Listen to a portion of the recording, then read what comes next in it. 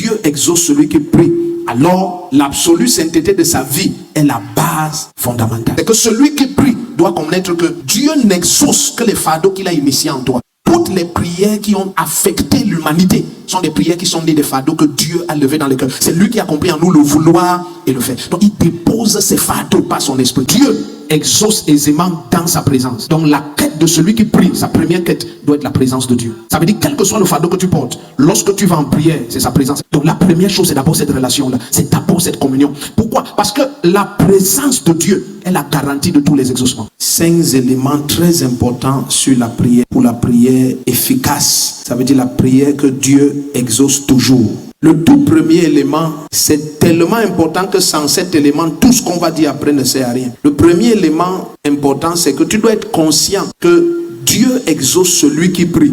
Il n'exauce pas la prière. Beaucoup d'entre nous croyons que Dieu exauce la prière. C'est pour ça que vous entendez les gens dire que est-ce que vous ne pouvez pas donner les psaumes? Vous n'avez pas des psaumes que je peux dire. On s'en fout. Dieu s'en fout. Tu veux réciter tous les psaumes tous les jours. Ça ne sert à rien. Donc il n'y a pas une prière que Dieu exauce. Ça veut dire qu'il n'y a pas un agencement de paroles qui ordonne à Dieu de faire quelque chose. Non, Dieu n'est pas un esprit qu'on incante et qu'on invoque.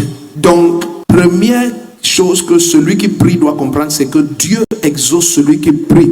Alors, l'absolue sainteté de sa vie est la base fondamentale. La deuxième chose, c'est que celui qui prie doit connaître que Dieu n'exauce que les fardeaux qu'il a initiés en toi.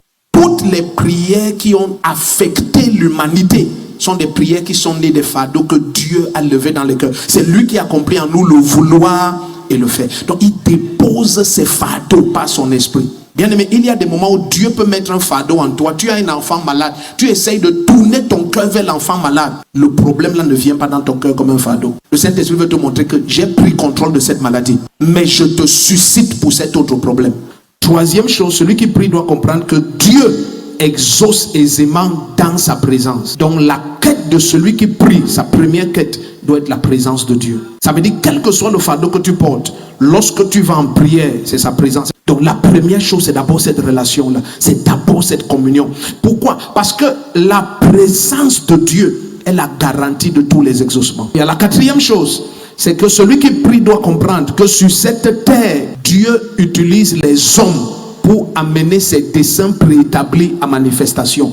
Qu'est-ce que ça veut dire? Ça veut dire que celui qui prie doit avoir la parole de Dieu. Il doit connaître l'alliance et les promesses. Beaucoup d'entre nous qui prions seulement comme si le fait d'avoir des problèmes, Dieu est au ciel pour répondre à nos problèmes. Non, il est le Dieu des alliances. Et il ne faillit pas dans les alliances. Donc la quatrième chose qui est très importante, c'est que tu dois avoir la parole, connaître les promesses et l'alliance.